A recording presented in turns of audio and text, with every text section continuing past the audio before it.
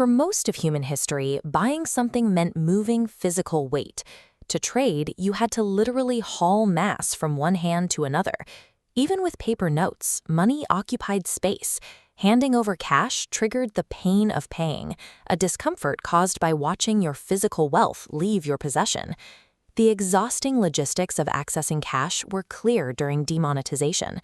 People spent hours in dense crowds, holding physical identification just to touch their own savings.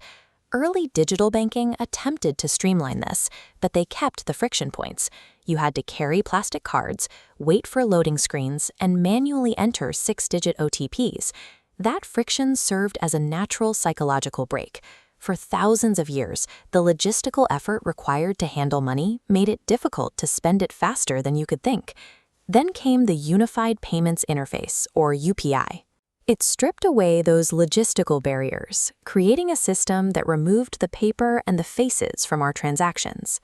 This chart shows the scale of that shift. Transaction volumes followed a vertical trajectory, reaching over 24,162 crore transactions in a single fiscal year. The financial weight moving through this system is staggering, with the total value of digital payments hitting 314 lakh crore. Look at any local vendor today. The bulky cash register has been replaced by a simple row of QR codes printed on plastic placards. By successfully engineering the logistics out of every transaction, we have turned our wealth into weightless pixels on a screen. When money loses its weight, we spend it without feeling the loss. Quick commerce platforms like Zepto and Blinkit have built their business models on this weightless money. The 10-minute delivery window shifted the grocery run from a planned task to an impulsive trigger. The financial impact is massive. This sector reached roughly 11,000 crore rupees in gross order value in just a single month in early 2026. We used to fill one large basket once a week. Now, as this animation shows, we order in high-frequency bursts, small, randomized top-up orders that bypass our typical spending filters. To maintain this loop, gig workers navigate dense urban centers at breakneck speeds, turning your digital impulse into a physical delivery in minutes. These platforms function as media channels as much as logistics companies. They have re-engineered everyday shopping into a high-speed dopamine game. How is a younger generation funding this level of consumption? They are borrowing. In 2024, Gen Z accounted for 41% of all first-time borrowers in India. Through instant loan approvals and buy now, pay later services, acquiring debt is now as effortless as purchasing a smartphone. This breakdown shows the mathematical reality of zero-cost EMIs. Once you account for upfront processing fees and forfeited discounts, you find the borrower is often paying double-digit interest. This frictionless environment has also spread to the markets. Retail futures and options trading has turned high-stakes financial risk into a mobile game. The outcome of this gamification is visible in the data. 91% of retail traders lose money in these markets, with the average loss standing at 1.1 lakh rupees per person in a single year. By masking the reality of leverage and debt behind slick interfaces, the financial system has made it possible to casually swipe away your net worth. There is a macro-level price for this convenience. India's household savings rate has fallen to a 50-year low.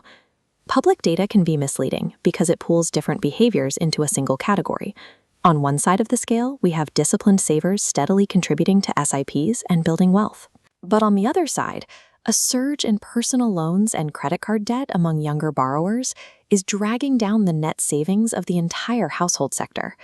Fintech lending to the under 35 age group is growing rapidly. Many in this cohort are borrowing to consume, leaving them with no financial buffer if their income dips. The headline figures on digital wealth mask a structural fragility. The capital built by disciplined savers is being offset by the surging consumption debt of younger borrowers. Digital pixels cannot pay for a physical emergency. Post-COVID, India's medical inflation has averaged 10 to 14% annually, making hospitalization a threat to household stability. Without a health insurance buffer or a pension plan, a gamified financial lifestyle collapses the moment a medical emergency occurs. The solution isn't to stop using digital payments, but to build friction back into our personal finances. Dual-pocket automated investing can force emergency savings into a liquid account before that surplus is spent. We also need regulatory friction, mandatory key fact statements that show the true cost of credit at the point of sale, and unified digital registries for wills and estate planning. Consumer technology will always try to make spending feel like a game. True financial stability requires treating your money like the real-world resource it actually is. Frictionless spending made us forget the value. It's time to rebuild the habit. We are building Kubear, real behavioral guardrails for your money.